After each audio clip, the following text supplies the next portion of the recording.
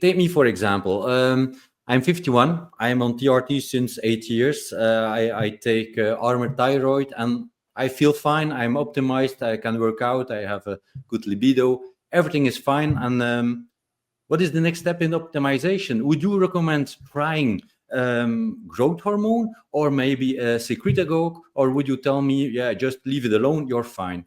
I think it depends. And I have guys that ask this a lot. They say, "Hey doc, what can I do? What else can I do right now?" And I'm like, Yeah, do to what? Do for what goal? You have to have a goal. Don't just take something to add it to take it. And that's what I tell people. First of all, you need to have a goal in mind, something that your current protocol is not doing. maybe longevity, but that you don't know. You can't prove longevity at all. Like I can't stand the longevity research. I can't stand it because you're looking at these markers that may have nothing to do with anything. So in general, I think the body's pretty smart. And when you feel well and are humming along and ticking boxes, that's the best situation. And that's the good thing. If you do want to add something, if you're honest with yourself and you feel worse, stop taking it. Or if you get nothing out of it, don't take it. And that's what people get hoodwinked with supplements and vitamins. They feel no different on them, or sometimes feel worse, but like, no, I just have to take them because I've been told I have to take these. No, you don't at all. I take none of those. I feel better than ever. Right? I eat whole foods now. I eat real food again. Like it makes a difference. But as far as GH, like I've been curious myself about it because I do like being my own guinea pig and trying things. I'm not against people trying things. Do you need it? No, need is a subjective term anyway. Like what need for what? If you need it for the effects that only it can give, well, then yeah, you need it. I think I've seen a lot of people, their skin, it can help in the skin and the nails and the hair health. I mean, it seems like it can. A little bit, probably better body composition. It's not magic. It's not going to, let's say, melt fat away unless I think you hit the high doses like some of these guys do. And you may see magic happen, but you also may see some negative magic happening to your organs and your blood sugars and things like that. So there's always a cost with all these things. And again, I think it's worthwhile to explore that. I think GH is off limits for most people from the cost perspective. Like, Yeah. I mean, we make good money, or we did when we were urologists. I looked at the cost of growth hormone for like 1 IU a day of real growth hormone. There's no way my wife would have been okay with us paying for that every month. No way. Mhm. So I think that's going to be the big one, is cost prohibitive for most people. It's very tightly controlled in the United States as far as legitimate prescriptions for it. The secretagogues, I don't even think about them in the same category as GH because they're just not.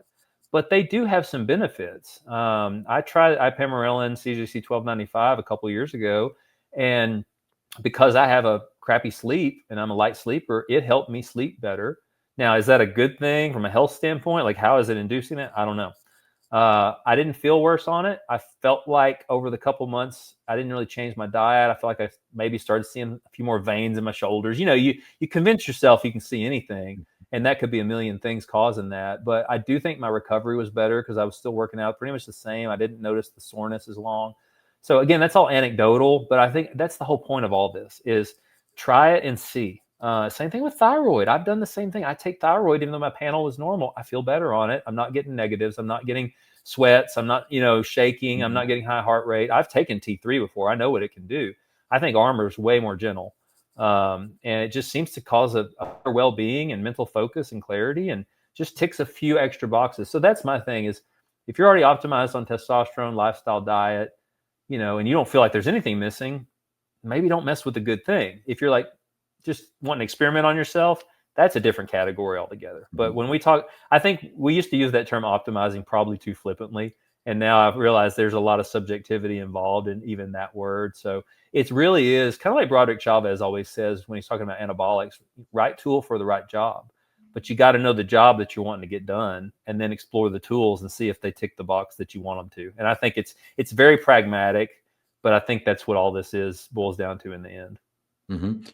I read somewhere that when you're older, maybe over 45, the secretagogues are not worth it anymore because they can't stimulate enough the pituitary glands.